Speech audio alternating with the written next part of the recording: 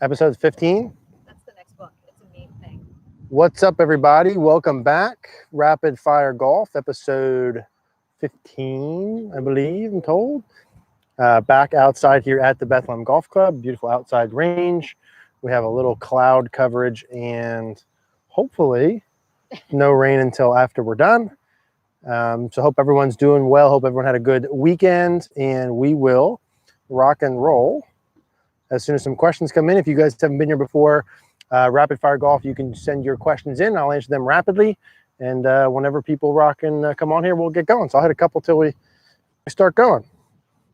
Eric, when you get a chance to turn that mic 3 on. I think they should be on.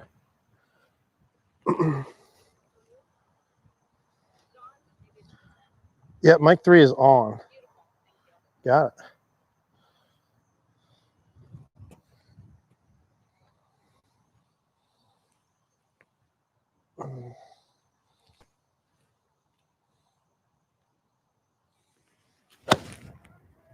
See if we'll have a normal week this week after next week. What's trending? Watched the BMW. Yeah, how about that? I mean, great putters. Like, obviously they're incredibly skilled and talented and stuff, but like, there's a lot of luck there. The odds of those 2 putts going in, quite honestly, like the odds of one of those putts going in, pretty. Back to back like that was ridiculous. Well, like Dustin Johnson's putt, literally like the percentage is probably like less than a 1% make percentage. And then John Rahm's is probably the same. So for both of those to go in,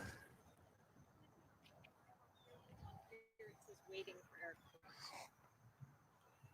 yeah, it says I'm good. If you're gonna take a look at it, as far as I can tell. I look like maybe we just restarted.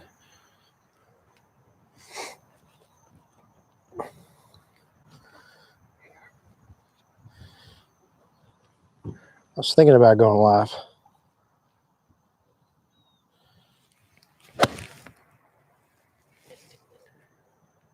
Just nothing that like feels as good as solidly struck golf shots, right? And I guess nothing like as bad as like demoralizing as a shitty shot. But just like compressed golf shot. Chunk.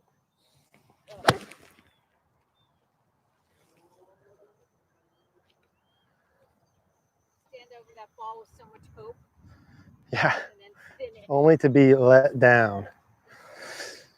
What's up? What's up? What's going on? I think we're live now. We're rocking and rolling. We're live. We're not live. We're back live. We're all kinds of live. Parag, hopefully I'm saying that name right. As a stock shot, should I be using the 4 o'clock drill to groove my club path, even if I'm trying to groove a fade swing? So that's a good question. I would say no. If you want to go more fade, you know, if this is right down the toe line, 3 o'clock, 4 o'clock into here would be slight draw bias. 3 o'clock would be pretty neutral. A little outside 3 would be more fade. You could hit a fade from here, a little push fade. But I'd say for the fade pattern, you want to get the club right back on your toe line at about 3 o'clock. 4 o'clock is a good draw pattern or a good exaggeration for someone who's at like 2 o'clock. You know, most people who are that get the club tipped out too far this way need to feel it much more inside. So I'd say 3 o'clock for a fade. Ryan, trying to fix my high finish and struggling getting my swing path exiting low and left after impact. Is a hand path issue? Yeah, Ryan, it could be a hand path issue. I mean, ultimately, for me to get the arms and hands lower, there's some arm to it. So you need to be able to pull back your left arm, left shoulder, humerus bone this way. Feel your right arm, right bicep across your pec, hands and arms underneath your shoulder. A lot of that has to do with body rotation. So when I get into my follow through, like if I'm trying to do that towards you, the more I turn my body, the easier it is to exit low left. The less I turn my body, it's impossible. You're going to be high and to the right. So body rotation is a big one. And then, you know, you got to start really short and slow. If you're someone who's been swinging high and to the right, high and to the right, high and to the right, to go low left's going to have to feel incredibly exaggerated. So if you can't do it just by feeling it, I would do the alignment rod, right? Do a little drill here. If you search my name, Ryan, and 45-degree drill to fix your pushes and hooks, you'll have a stick in front of you like this. And what you want to do is put the club down your toe line, have it slightly underneath there, or slightly above that, like this. And you need to feel the club working underneath that. That's actually a little too easy, if I'm being honest.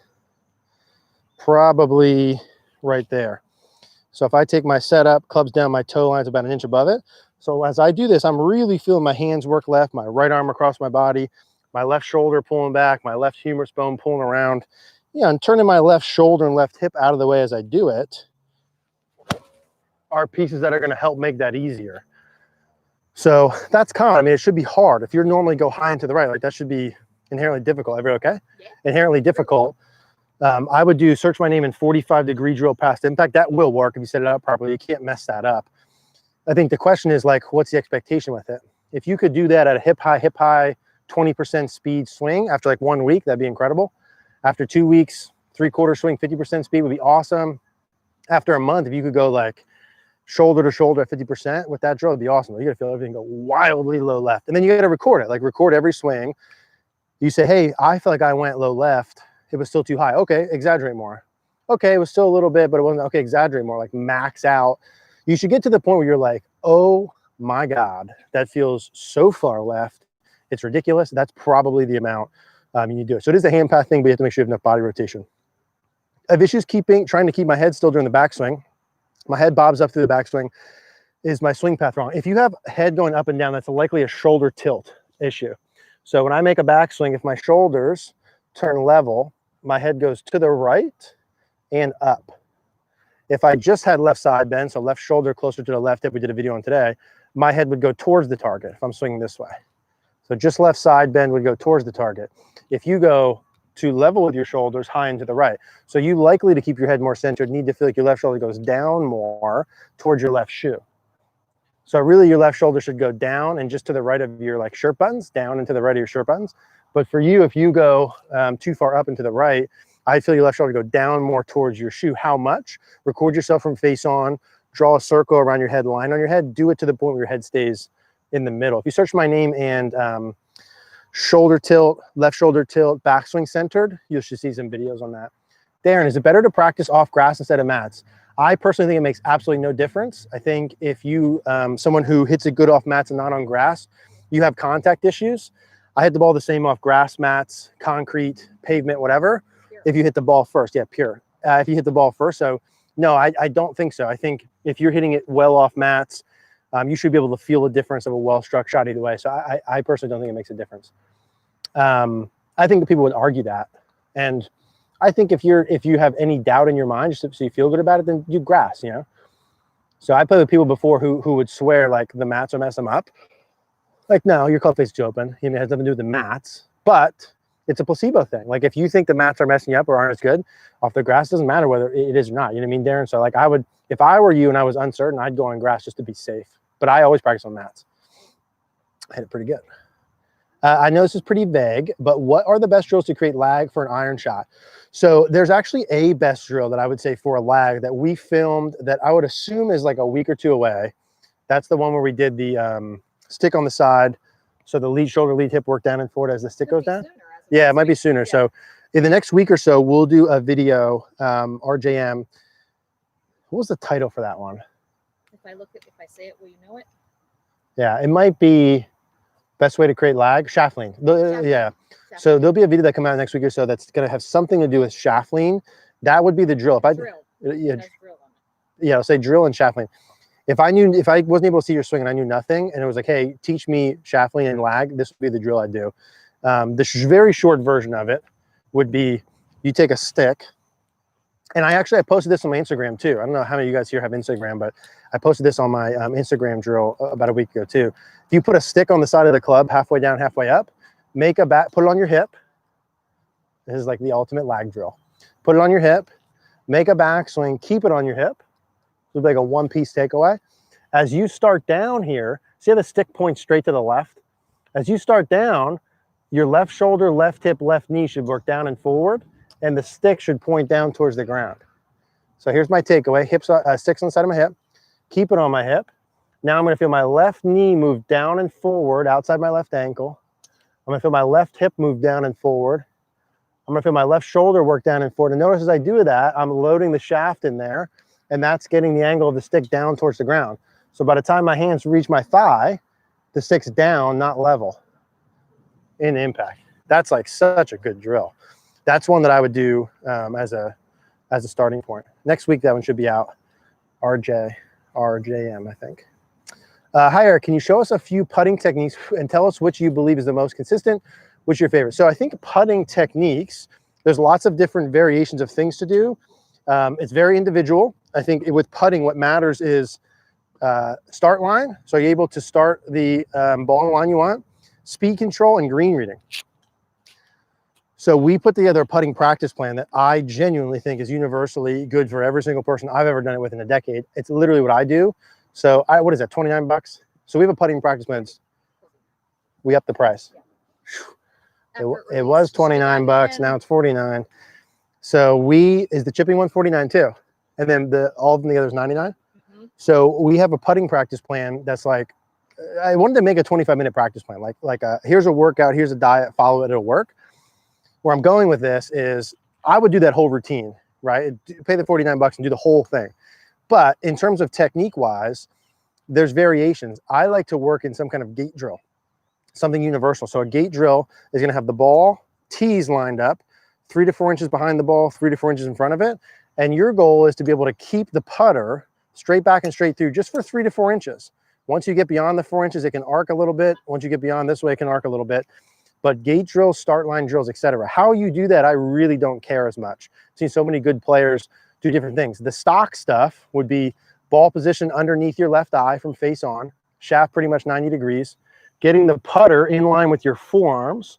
So the grip will be a little bit more in your palms, putter in line with your forearms like so, maintaining that angle down to here, shoulders are square. And then I'm working this putter through with just a slight amount of arc on either side.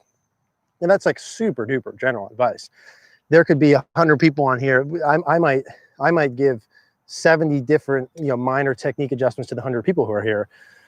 So, but I think if you do the right drills and do the right start line things and do the right skill building things, you will self-discover certain pieces. Or, hey, by messing up a certain drill, like for me, I always hit the tee to the right. My shoulders get open, I putt across it a little. So I know I have to fix that to be able to do the gate drill. So I think the gate drill is the big thing. And then it's very, honestly, I would get that putting thing. I thought it was 29 bucks, it's 49 bucks. I still think it's cheap. But I would get if you search Eric, if you search my name, Eric Cogorno and Podia, you'll go into the putting thing there. Jim, what's up, buddy? Being a super senior, always looking for more speed. Should I think of body, arms lagging behind, or arms making bigger circle? Yeah, I think, Jim, inherently, that's an impossible question for me to make a blanket statement on.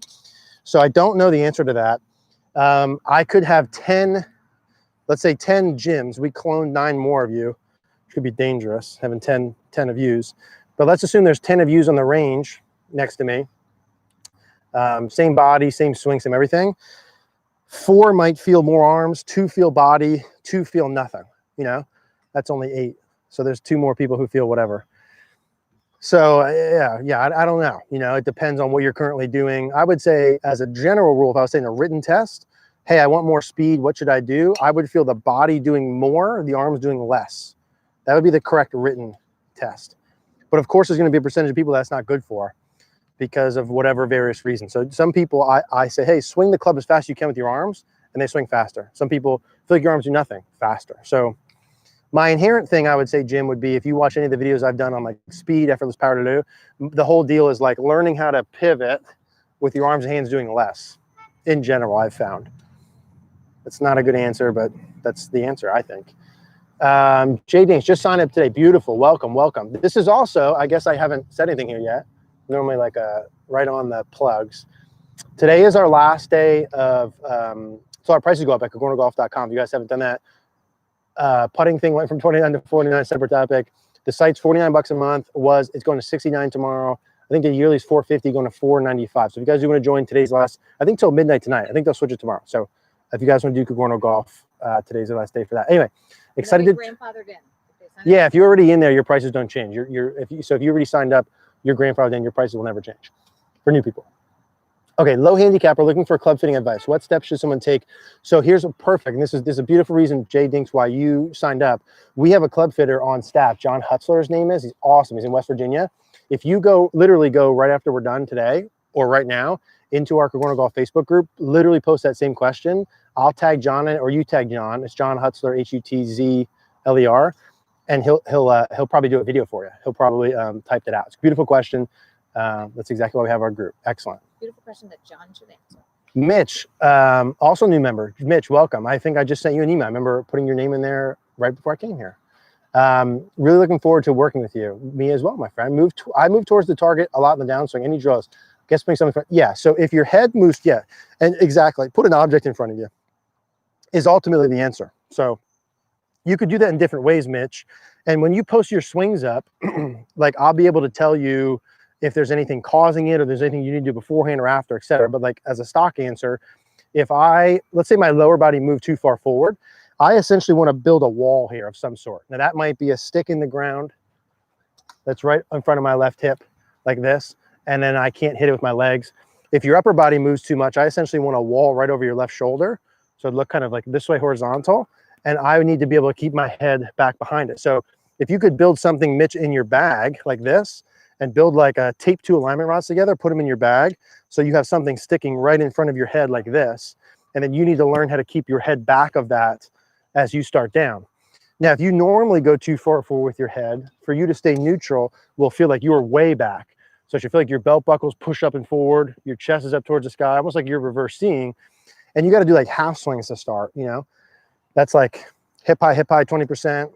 50%, gradually, but I would an object in front. Mitch, if you search my name on YouTube and head back or like stop your slide, you'll see those drills in there like that. But post your video up, and then we'll be able to look at those and see if there's anything else or reasons why you do that. That might help. Travis, for a guy who tries to consistently hit a draw, would it be better to have a really close club face during the backswing or more neutral slightly open? Yeah, that's a good question. I think you could do any of them. So there's good players who draw. Yeah, I would say the least, the thing I would want the least would be an open face. You know, like I don't think I can make an argument as to why the face open would be better. Some people would say, hey, if you open on the way back, it's going to really motivate you to close it. Yeah, maybe, but like, is that better that way? That to me feels like inefficient, a lot more timing, less likely. If I wanted to hit a draw, would have it neutral on the way back to slightly closed. That means at first parallel, it's slightly tilted down. So this leading edge is about the same angle as my back line, so that matches. I'd get the club face at the top pointed away from me or slightly up towards the sky this way. And then really what's most important, because the reality is you could have your club face open, square, closed on the way back and hit a draw either way, but I'd rather keep it more neutral. So slightly tilted down, camera, sky, and then here. And then really what's important is when you get down into here, the club face is slightly tilted down and just inside my hands. So if you watch Travis, that biggest mistake of the amateur golfers video where I had the stick on the ground, tilting the face down, I would start with that, where you get the club over 4 with the club face slightly tilted down, but square to slightly closed on the way back is what I would suggest. But the reality is you could do that a lot of different ways. You could have a weak grip, bow your wrists a lot, hit draws. You could have a strong grip, cup your wrist, still have it closed and hit draws. It really depends on where it is coming down. David, a good pitching technique. I think if you search my name, David, and chipping versus pitching and my chipping videos, you're going to have about an hour's worth of videos that are going to really explain that much better than I could do here quickly on rapid fire. It's a great question. Good pitching technique. Search my name in pitching and chipping, and you should see everything that you need to see. We have chipping master classes, but you should be able to get everything on YouTube. Essentially, yeah, again, you search the videos and watch them, because there's more than I want to cover in the next 30 seconds here with that. Good question. David, if you watch those and don't get what you're looking for, come back next Monday, ask that again, and I'll give you a version here. Josh, watch your posture video in which you mentioned to feel as if you have upper body, side bend. When I feel this, I have a good strike, but my miss is usually a push fade. So if you take a setup position, this is normal. How much side bend you have, or to the right, so like tilt, shoulder tilt, whatever you want to call it, depends on the club. So wedge, I'm going to have very little, 0, 1 degree of shoulder tilt. So this is like this angle. 7, 8 iron, I'm going to have 3 or 4 degrees of tilt. So now I'm getting my right shoulder closer to my hip. Driver, I might have 7, 8, 9, 10, so it's even closer. Now I do that not by kicking my hips forward. I do that just with side bend. So my right shoulder gets closer to my right hip at setup position. Driver, I'd like to see your finger, if you put your hands on your quads like this, wedge is pretty much level. So your hands on your quads should be pretty much level. It's like a chip shot, wedge shot. 8 iron, your hands just slightly, right hand slightly lower. Driver, your fingertips should be almost down your kneecap. That'd be about the amount of tilt you have. Now, when you do that, you push fade. Well, then your club face is open relative to your path. Is that from that, or is that from whatever? I don't know, Josh. I'd have to see that to say for sure why that's happening. Assuming without the tilt, you hit it good, and then when you add the tilt, you push fade it, I would probably then not add the tilt. You also might already have tilt, and you're adding too much. You know, I mean, there's some things we have to work through there, Josh, to see for sure why that changes. I would say I do not see the addition of tilt always adding push fade. So I wouldn't say that's a very common thing that I see. So I would record your swing, see why the club face gets more open when you do that, and then add something in if you want to add that additional tilt to close the club face. That could be stronger grip, point the club face more left at setup, left wrist flexion during the backswing, more arm rotation, etc. Ryan, following up the exit low left question, when I get the hands lower, the shot is a straight pull. How do you straighten out the shot when exiting low left? Thanks. You would do a couple of things. One option would be move the ball more back in your stance. Option 2 would be aim more to the right. Option 3 would be feel the club face more up towards the sky on the follow through. So Ryan, if you normally always exit to the right, high and to the right, you likely had too much face rotation, which means the face points down towards the ground. So 99.9 times out of 100, someone who exits too far to the right, like me, the face is pointed down towards the ground. Because if you swing the club to the right, you have to close the face more to get it to the left. Now, if I swing the club to the left, I don't have to close the face more. I'm already swinging left. In fact, I have to close the face less. So likely for you, Ryan, as you swing left, almost everyone does this, you need to feel the club face more pointed towards the sky. So the leading edge is parallel to my spine line. And then you need to feel the club face up towards the sky and then back behind you versus down towards the ground, down towards the ground. So less face rotation in the follow through by you consciously manually holding that with your arms and hands. People hate to hear that. I don't want to use my arms and hands, just body, no thought. Can you talk about the relationship between shallowing your club and correct sequencing of turning of your hips? Yeah, absolutely. So a lot of pieces with this, assuming we're talking downswing, let's assume you have a good motion here like this. On the way down, if I did nothing with the arms, hands, club, put no force into it, and I rotated my hips open, kept my chest and shoulders back just for a minute, and kept some width, the club would really shallow by itself, just the same way as if I did this. That club shallows by itself as a reaction really to my lead arm adducting into my body. So my bicep working in towards my body shallows the shaft as my body's pushing against it. So my lead, this is like technical, but my lead shoulder goes internally rotated like this as I have some adduction of my arm into my chest. Again, the same way if I was playing baseball, my left arm pushes into the middle, so into my chest. Left shoulder goes internal, club shallows, lead shoulder external. Same thing with golf, really. As I start up to the top and I start to shift down, my left arm should press into my pec. That makes my left shoulder go internally rotated, my trail shoulder external, the club shallows. That would be like ideal on paper. Now, not everyone does that. Some people do the shallow with the wrist angle. Some people do the shallow more forearm rotation. But that would be the relationship between shallowing the club and proper sequencing. Does shanks always come from the player moving towards the ball in the downswing? No. It could come from you standing too close.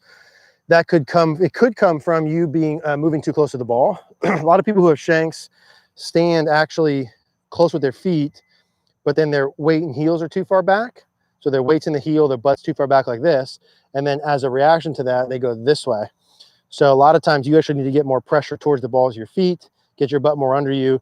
You know, with the shank shot, you can always put I would always put the object outside the ball. And then you learn as you're hitting here to be able to hit the ball without hitting the bucket.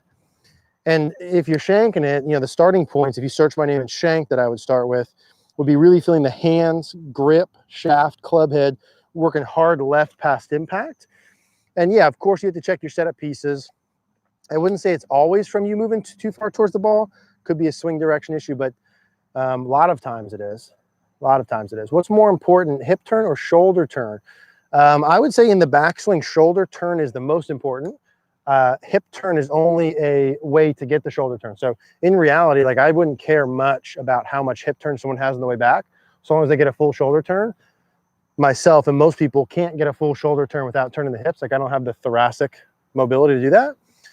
On the way down, I would say the pelvis rotation is most important. So I'd say backswing, shoulder turn is most important.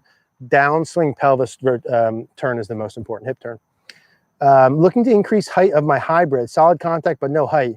Yeah, Joe, a couple things to check. Number one, I'd make sure you're fitted. So let's assume you went to get your hybrids fit for you.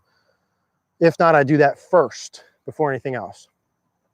Number two is you got to check where the club, the ball's hitting the club. So if you're hitting too low on the club, so you'd spray your club face. If the ball's hitting too low on your club, that's going to launch too low. From a technique perspective, then you're looking at dynamic loft. So it's centerness of contact, number one. Make sure you're not hitting low. Number two would be angle of attack. And number three would be dynamic loft. So if you, with a hybrid or any club, hit too far down on it, too far vertically down on it, the ball's going to launch lower. If you sweep the ball more, the ball's going to launch higher. So I would make sure the ball's forward enough. Make sure your head's back at setup. Make sure your head stays back on the follow through. Make sure you have some extension into your follow through. Follow through might feel like it finishes higher, belt buckle forward, chest up, head up, all this up towards the sky.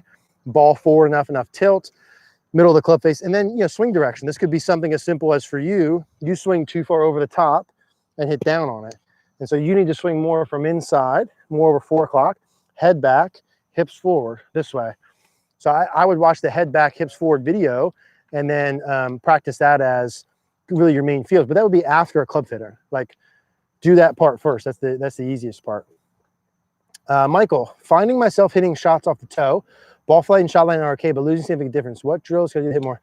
So Michael, what drills you're going to do depend on why you're hitting off the toe, and that's not a universal answer for everyone. 10 golfers could come in hitting off the toe. There could be 6 different reasons why that happens. A lot of times hitting off the toe is either too vertical of a shaft angle at impact.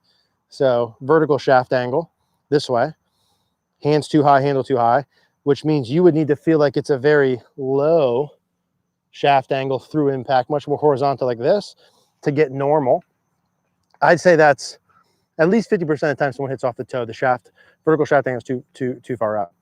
Search my name and most important shaft angle. That'll talk about that part. The second part I see a lot is swing direction issues. And really it could go either way. A lot of people swing too far from inside, raise the handle late, toe shots, or swing too far over the top, raise the handle late, toe shots. Now, there could be other things, balance points, setup issues, etc. But I would start with the shaft angle, trying to get the shaft angle lower through impact, number one, and check your swing direction and make sure you're not obnoxiously inside or outside.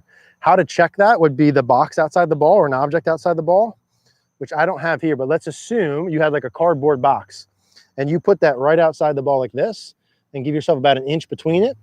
What you want to feel, so again, and honestly, any kind of thing. Let's say we got this bucket out here. Now imagine again, this is like a cardboard box. So it's like 2 feet back and through. You want to make sure, so you only give yourself about an inch. You want to make sure you don't hit the box on the way here. So if you hit it on the back on the way to the ball, you're too far over the top. If you hit it past the ball, you're too far inside out. So you would want to miss the box and get the shaft angle working a little lower. The issue with the box is you're going to be afraid of it and you'll probably hit it off the toe just because you're afraid of it. So I'd start with the shaft angle. You got to find out why you're hitting it off the toe. Aaron, thanks, man. Appreciate it. Thank you. Thank you. Okay, Eric, can you explain where the right palm facing the backswing really helped me with the thought of the right palm? Yeah, so the right palm in reality, like when we did, I think the secret to the right wrist in the golf swing, there's a thumbnail with me with my hand pointed down towards the ground. I think those are the videos you're referring to. So as an exaggeration, most people I see get the face too open. So as an exaggeration, kind of where your right hand is gonna, your palm's gonna go is where the face is gonna go. So if I want the club face to be more tilted down, my right palm has to tilt down. If I want my club face towards the camera, my right palm's got to go towards the camera. If I want my club face towards the sky, the right palm's got to go towards the sky. So for like a stronger club face position, I would go club face down towards the ground, club face towards the, or I'm sorry, hand, right palm down towards the ground, right palm towards the camera, right palm towards the sky. The error would be right palm up towards the sky, up towards the sky, up towards the sky. That's going to be open club face, unless you do something late. So I would go palm down, palm camera, palm up. Now that would give you a neutral club face or slightly closed. So if your club face is already slightly closed, which is like small population, then I wouldn't do that as much. But that would be the what I would feel with that, especially when I compress the ball more, like overdo the face being slightly closed on the way back. Unless you don't have a lot of speed, then don't do that. Why do good low handicappers shank the ball? Golf's hard. No, honestly, that's it. Like think about you're swinging a club at 100. Like I swing my 7 iron like 100 miles an hour, and then I literally go from here to here. Like here's perfect, and here's like, oh my gosh, I think I've never played golf before. Look how close that is.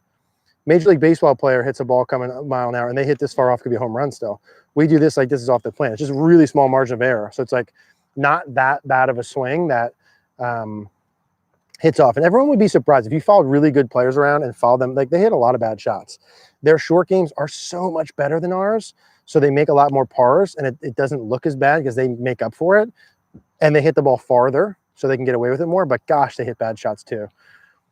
But then we would like chip twice and 3-putt and make a 7, and they get up and down, and then they birdie the next hole, and then you forget about that terrible shot they hit. That's the difference between high handicappers and not high handicappers. One of many. Bentley, start with the hips. So I start with my hips. So I chunk the ball or hit a stinger, and I can't get the ball to go in the air. What should I do? I don't know. I'm not sure exactly what you mean by that. I start with my hips. Start with your hips is good. Chunk the ball. So you don't chunk the ball because you start with your hips. Those would be two separate things. Or hit a stinger. I can't get the ball. So Bentley, what I would do is watch the video we did on how to fix top shots and thin shots and start there. Start with the follow through arm extension, start with the head on the wall pieces, and then I'd have to see your swing. I don't think starting with your hips is the root of any issues, but I could be wrong on that. On the backswing, should the right hip pocket be moved towards the target or a slight bump laterally? Larry's, yeah, so I don't like most people to go laterally at all. I would put a wall here and have the hips work immediately around that. And then, so from like, let's say from the setup position to first parallel, if I got my hip on the wall, some players bump a little right and then turn, and that's a good sequence. It's a good athletic sequence. I think the lower handicap you are, the more speed you have, the more sports you played, the more I would allow that so you can get back to it. I'd say if you have any of the opposites, I would want to stack odds in our favor of solid contact, which means there's a wall here. I would, from here, stay on the wall till about here. Once my hands get hip high to about left arm parallel, then my right hip's working back towards the target and then continually towards the target. That will give most of us the best chance of consistent low point in front of the ball, solid contact, path from inside, etc. If I wanted more speed, I'd have a little bit of a lateral move as I worked out. Like I like doing that with my driver. But for most of us, I'd put the wall there and not hit it. How do I get backspin on my 30 to 40 yard pitches? Have clean grooves would be the most important part, not technique. Clean grooves, premium club, so not a sandwich that you've been using for 4 years. New golf balls, good course conditions. The grooves being clean is priority 1. Premium ball will be priority 2. Course you're playing on priority 3, and then probably technique. Technique in terms of that's all about solidness of strike. So hitting the ball middle to slightly low on the club face. A little bit lower on, it's going to give it actually a little bit more spin. So any sort of good wedge technique video would be good, and then premium equipment would be the next piece.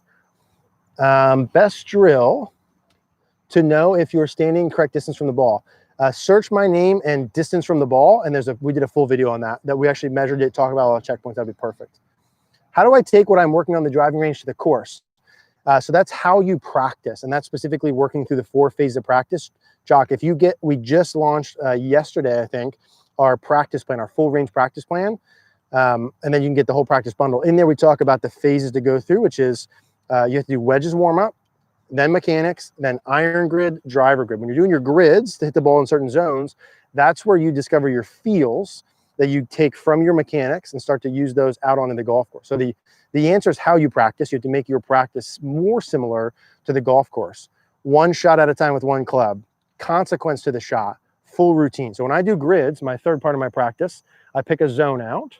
I start with my sandwich. I do a full routine. I hit a shot. If it goes in the grid, I go up a club. If it doesn't go in the grid, I go down a club. I'm discovering the feels that I need for my mechanics to hit the shot. I could be working on 1 or 2 exaggerated things. I'm not going to golf with that. If I'm doing my shoulder tilt and I got to feel like I'm, oh my God, down, I'm not going on the first tee going, oh my God, down. I'm finding a middle ground where I feel some amount of that with something else, maybe it's not something else, where I get the ball pattern I want. And that's going to change over time.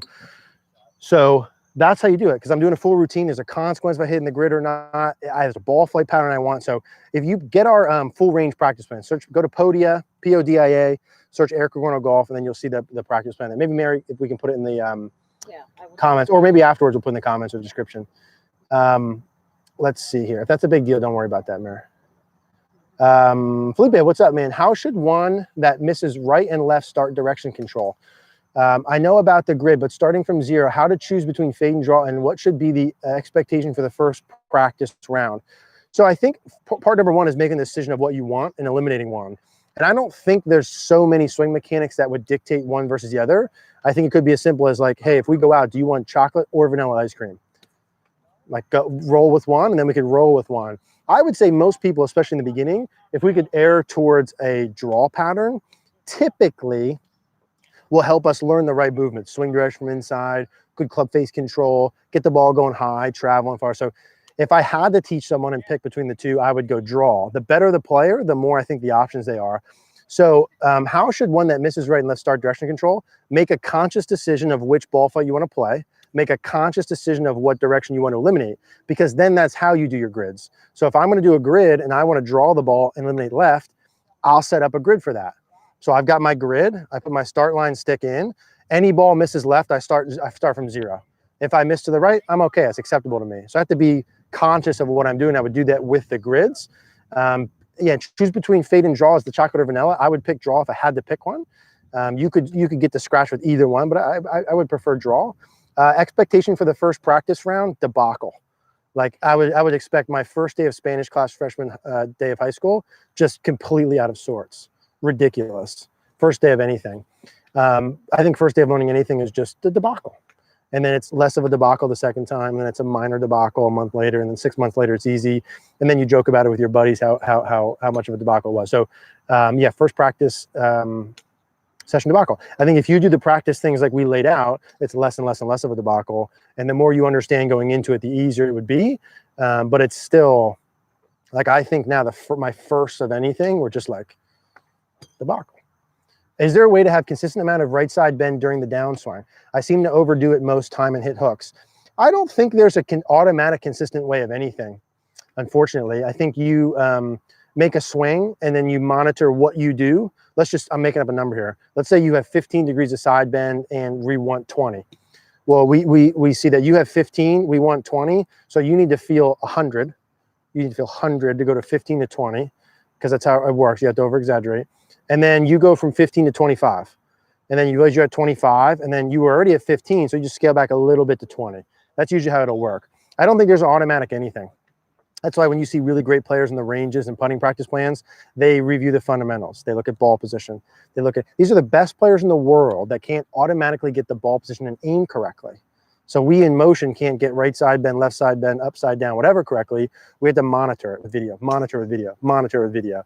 And that I think goes with anything. So my answer to that's no. My answer to that's no. I think you have to record yourself, see where you lie, and then over exaggerate the opposite. If you overdid the right side bend, I would do a drill, which we can do, which I would put an object over your right ear so that during your downswing, your head and ear doesn't go back to it. So if you had like a wall here on your right side of your head, you would make a downswing and keep your head forward of it. I would feel your left shoulder and left hip work down and forward. So your head's going to literally feel like it goes down and forward. Too much right side bends head back.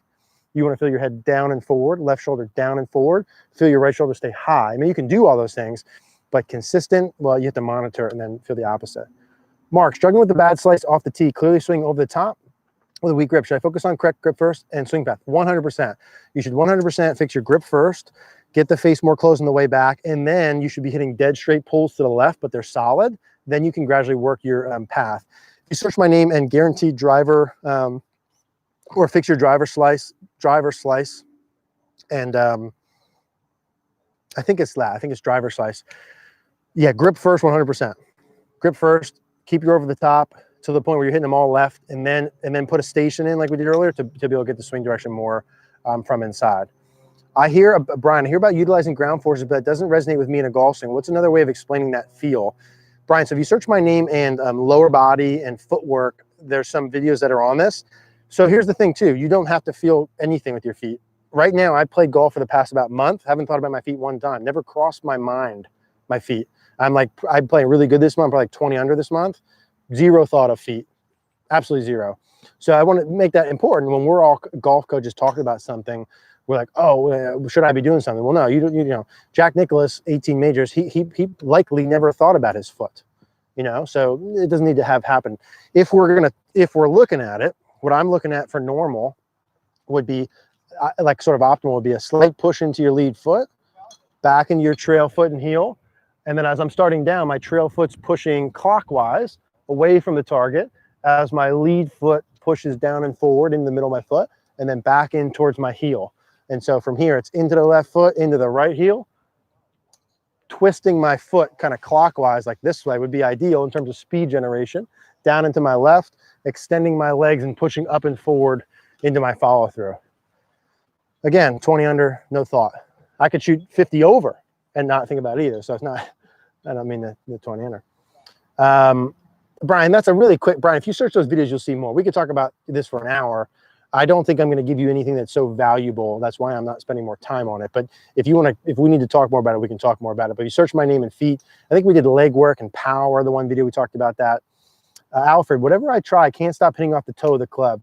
My best guess in terms of toe of the club and explanation would be what I mentioned earlier, Alfred. If you watch a little earlier about toe of the club, I talked about the vertical shaft angle and swing direction. That would be my same advice to you. As always, everyone that's on here, if I could see a video of your swing, I could tell you exactly why you hit it on the toe and how to fix it very quickly, which you can do for $49 till midnight tonight. Then it goes to $69. But in terms of general, that I would say what I said before, Alfred. Chase, having trouble with early extension, watch some of your videos and still having trouble sitting back and down over my shots, especially when it comes to long irons. So Chase, I would say if you know you have early extension, you have a hard time fixing it. Early extension is hard to fix. A couple of things that are non-negotiables. Number one, you have to record your swing.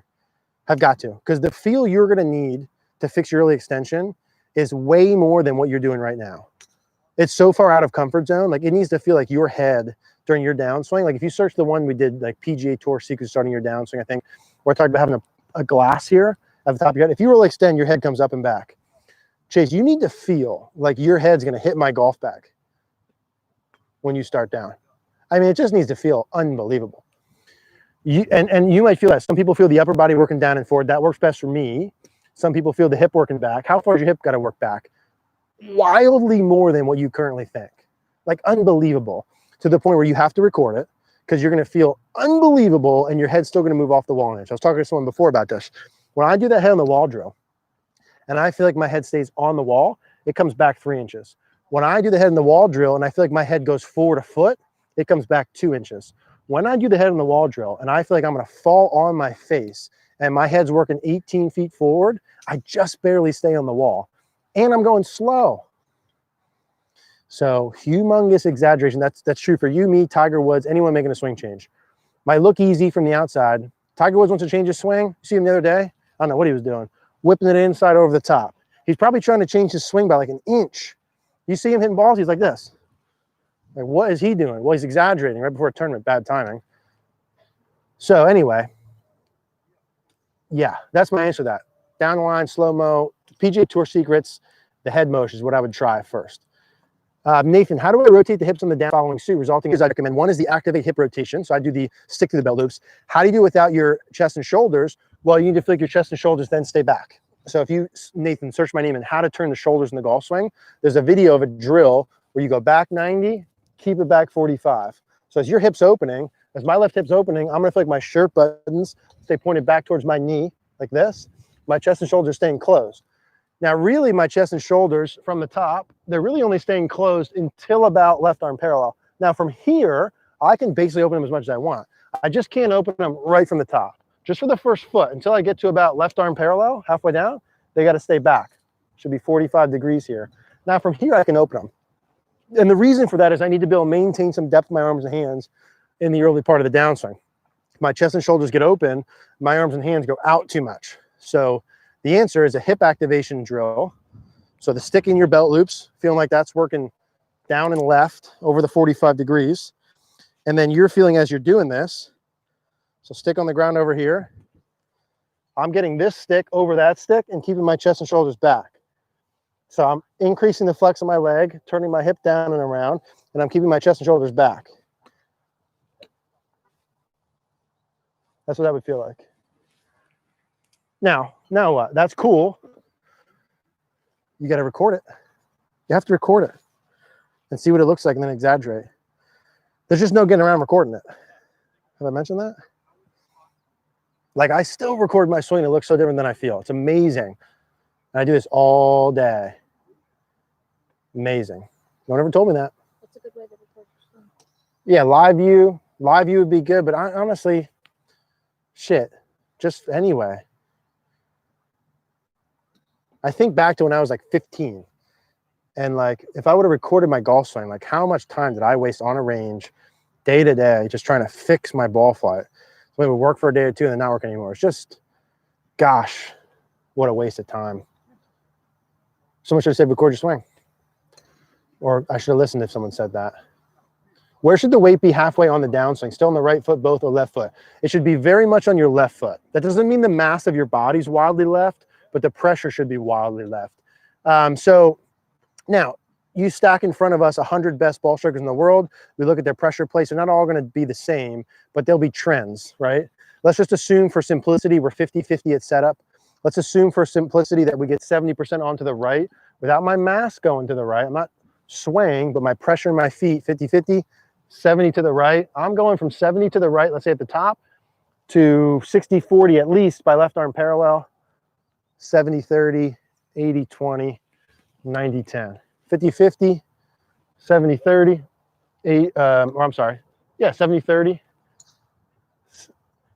let's say 70-30, 80, 80, 90, 100.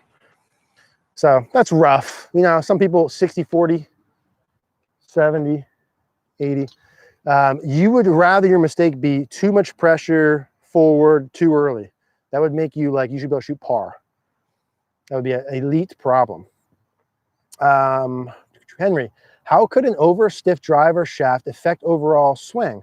And by the same token, if you have the right stiffness but the wrong weight, I think I might have both. I struggle with two-way miss. Henry, that answer could be as long as several hours or as short as a simple sentence. An over stiff driver shaft, in all likelihood, in very simple terms, will not allow you to square the club face. That's like an overly simplistic one sentence answer. The effect it has on everything else could literally, we could talk an hour about this one thing. The very simple solution would be you should get fit by someone in person who's a great club fitter. Because yeah, a shaft that's off could cause a lot of problems, whether it's too stiff or too weak or a million other things. So that would be my answer to that. Drives mostly left, pull hook left, occasionally block to the right. Yeah. I would say, Henry, the answer, the solution to this topic is you going to get a club fitting by an expert club fitter, regardless of what we talk about. That's the solution to it. And notice your new full swing range practice plan suggests warm up from 30 to 120 with only one club. If you play 3 wedge system, do you still recommend one club? So Ian, the one club you use is only as far as you hit that. So the 30 to 120, and the 30 to 120 could be negligible. For some people, maybe that's 30 to 140, or maybe that's 30 to 100. But so for me, for instance, I hit my sandwich 110 yards. So when I take my setup position or do my wedges, I'll do my sandwich from 30, 40, 50, 60, 70, 80, 90, 100. And then I use my gap wedge. I hit 130, and I'll hit that 100. I double up on the 100. I hit that 100, 110, 120. That'd be like a stock thing. So I would hit 2. Let's say you hit your sand wedge 90, you hit your gap wedge 110, your pitching wedge 120. Then you'd hit your sand wedge up to 90, hit your gap wedge to 110, and pitching wedge to 120. Hit whatever club you need to, is the answer to that. Good question. I'm hoping we're getting that top of backswing better, Ian, and the downswing. I watched your videos from lower body as you recommended. Excellent, thank you. I feel like the swing is so fast to the ball, I need to pause at the top for longer than normal. Any recommendation for tempo practice? Yeah, I would say yes. I would say if you search my name in tempo, you'll see a video on how to practice it. You would use an 8-iron and gradually work your way up with swing lengths to find the tempo that works best. So that's my ultimate answer. If you need to feel a little pause at the top, feel pause at the top. There's a lot of little things like feeling the club head working back and through at the same tempo, counting, etc. If you search my name, and I'm getting pretty comfortable with the irons, but haven't really practiced my driver. I tend to slice my drive, but not my irons, and don't hit it that far. Tips. A couple tips, Jacob. Ultimately, the best thing you could do would be to find a coach to send your swing to. That way you can find exactly what the priorities are. Why do you slice it? Is it grip? Is it setup? Is it club? Is it wrist conditions? Is it forearm rotation? In the meantime, I would search my name and driver slice. Search driver slice. There's a couple videos. One that's very thorough, step by step, how to follow it. So that would be my recommendation. Find a coach. Could be me. Could be someone else. Could be someone in person. What are your priorities you need to focus on? Do the practice routines that we have up. Follow them to a T, and search my name and driver slice to give you your best odds for how to start that. Essentially, if you slice it to the right, I recommend you learn how to curve it left by any means necessary, and then find middle. That's a very simple version of videos that you could watch for a couple hours, Jacob, that will explain things. Best field to battle being across the line with the driver. Shorter swing length, less arm rotation. So like the simple version, if you search my name and backswing plane, you'll see a video where we do the drill with the stick on the ball. So for you, if you go across the line here, the stick is going to point behind you this way. You need to get from about takeaway down the line, and then from there to the top, feel like the stick points over by the water. So it's going to feel to you like it's wildly laid off. So it depends on why you're crossing the line. It could be right arm internal, it could be forearm rotation, it could be wrist condition. So you got to check what that is. But you would likely feel the club more laid off, left wrist more bowed, right wrist more bent back, club more this way, and then check swing length. Like I very rarely see someone across the line unless their swing's very long. So swing length, so you could shorten your swing. If you're across the line because your shoulder's too internal, you put a glove underneath your armpit. So from here to here, that would change it. If you're across your line because your left wrist is too cupped, if I just flex my left wrist, that also changes it. If you're too across the line from lack of forearm rotation, you could also rotate your forearms. So forearm rotation, lead wrist flexion, trail shoulder external rotation. It's one of those. You could do the stick drill, and then you, like everyone else here and me, are going to need to record it. You're going to need to exaggerate 1,000,000 times more than you think. You have to go slower than you think, and it'll probably take a little longer than you think. And when you're doing the mechanics, you can't regard ball flight. You can't look to hit the ball better and swing better at the same time. Sounds stupid. That sounded stupid as I heard myself say it, but that's the way it works. You have to not hit the ball better and swing better at the same time. Can't focus on those at the same time. Okay, that sounds stupid. Like when I hear myself say that, that sounds stupid. So reality. Robert, golf, goofy game. Eric, hitting my 19-degree hybrid really well. Strong baby draw, flight, carrying over 200. What can I do to carry that success over to my driver? Yeah, that's a good question. The first answer is club fitting. So let's assume that the 19-degree driver is fit for you perfectly. Let's assume your driver's fit for you perfectly. 90% of the time, Robert, someone who asked that question, that does not happen. These clubs are not fitted correctly. And a lot of the problem lies in the club fitting. And then from a technique perspective, what we're looking at is the ball going from the ground to up in the air. So angle of attack, centerness of contact, swing direction. So let's say you hit your, and I'm assuming your driver maybe is not going as far as you want. Maybe the ball flight pattern is not draw.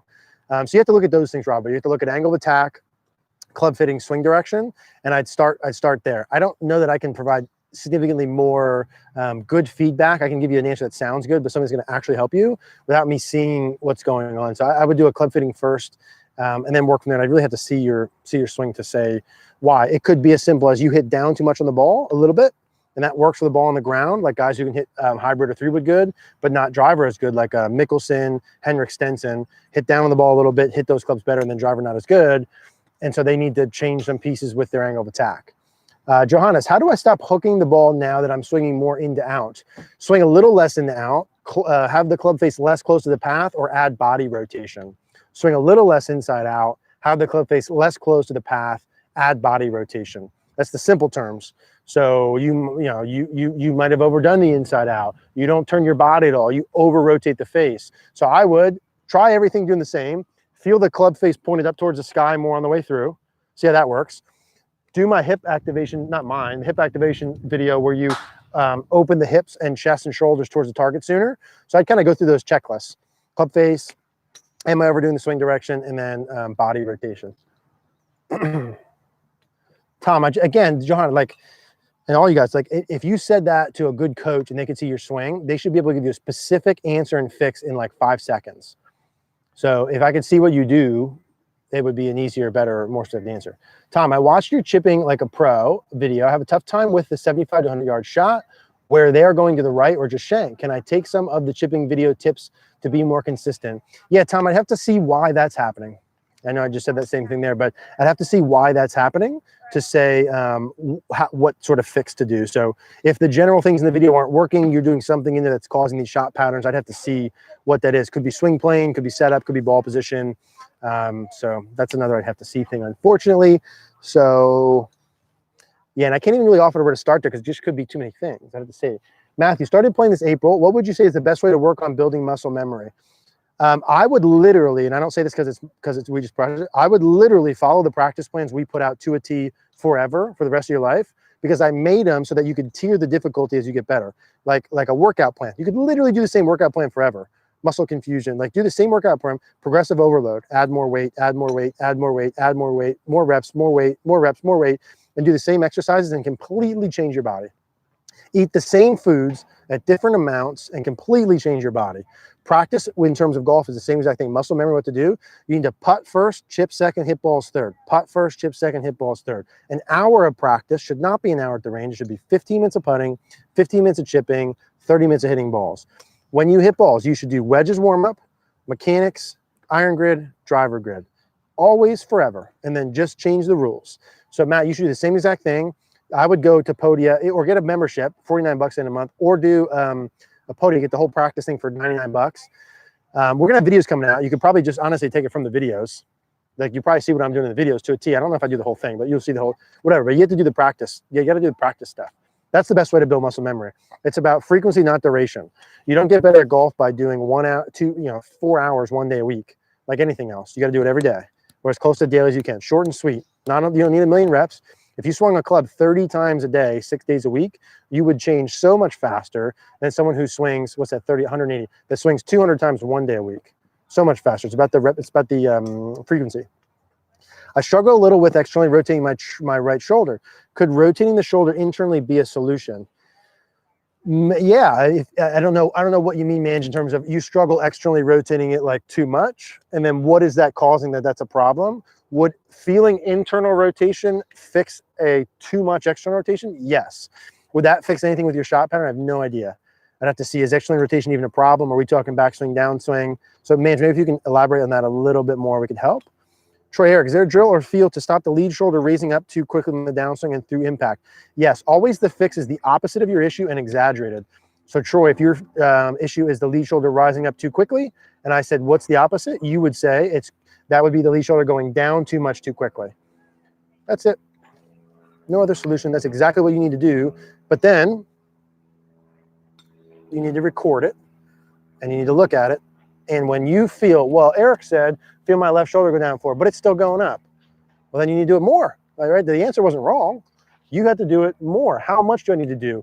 You need to exaggerate to the point where it looks exactly like you want. You would need to feel when you start down, like your lead shoulder and lead hip are literally going to go down towards the ground. Now, you're never going to do that when you swing at speed, but if you go too far up too early, that's the exaggeration you're going to need to feel to get middle. Ryan, incredibly hard time getting forward shaft lean even after practicing. Still can't shoot 70s and not consistent shots are always solid. Simple swing thought to help. Ryan, I'd say nope. There is no simple swing thought that's going to fix that if you've been working and not able to do it. Very little in golf is simple, guys. Like there's not a lot of simple anything. There's a lot of difficult, video, exaggerate, difficult, got it, lost it, video, over and over and over. The key is you got to monitor it, right? So you know. So shaft lean, we've got some good shaft lean videos coming out that I'd say are a starting point. If you're working, Ryan, and you can't get shaft lean, there's likely something you're doing earlier on that's not allowing it. Club face too open, downswing too steep. You're not moving your mass forward and down enough to start your downswing. Your grip is jacked up. Like there's likely something in there, Ryan. I would really suggest, again, getting a coach. Work with a coach. Find a coach where you can send your videos in and find out why that's happening. Obviously, if you can shoot in the 70s, you got skills, you can play, you hit it far enough. but I don't have a simple swing thought. No, I'd have to see what you're doing, see why it is, and then I'd provide you a plan that's going to be difficult to execute. Like, you're going to have to work at it. There's very little that's going to be simple. Sometimes you do a quick fix and it works right away, but it will likely be difficult. It'll likely take exaggeration. It all depends on why you can't get the shaft lane though, Ryan. All right, 2 more minutes. Let's see how fast I can go. Pretty sure I've seen all your backswing videos. I don't know about that. We have a lot of backswingers, but still have trouble not rolling my forearms. Club 2 inside while maintaining good depth. Any best drills advice? And here's a good one. So the videos, if you see the left elbow down, the 2 drills, the drill I'm going to give you, Golf Wolf, 100% will work. If it doesn't work, you simply are not exaggerating enough and recording and assessing and adjusting. The drill will work. So if you do it and it doesn't work, it's not the drill. You have to do it. You got to go slower, shorter, record your swing, assess, exaggerate.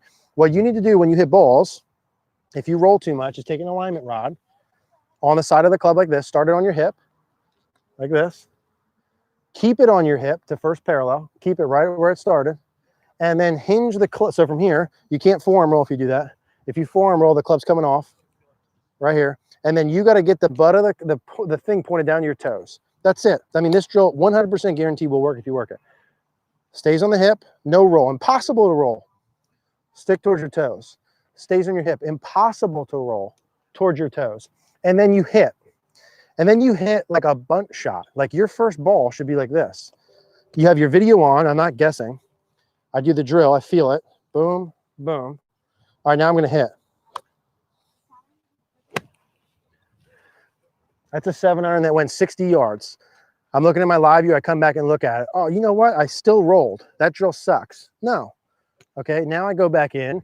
I'm going to do the same thing. I'm going to exaggerate the pieces even more. Go even slower. Keep recording it until I get it to look exactly how I want. You need no other drill than that. All right, we're getting a little range, so I'm going to do one more so Mary's stuff doesn't get jacked up here.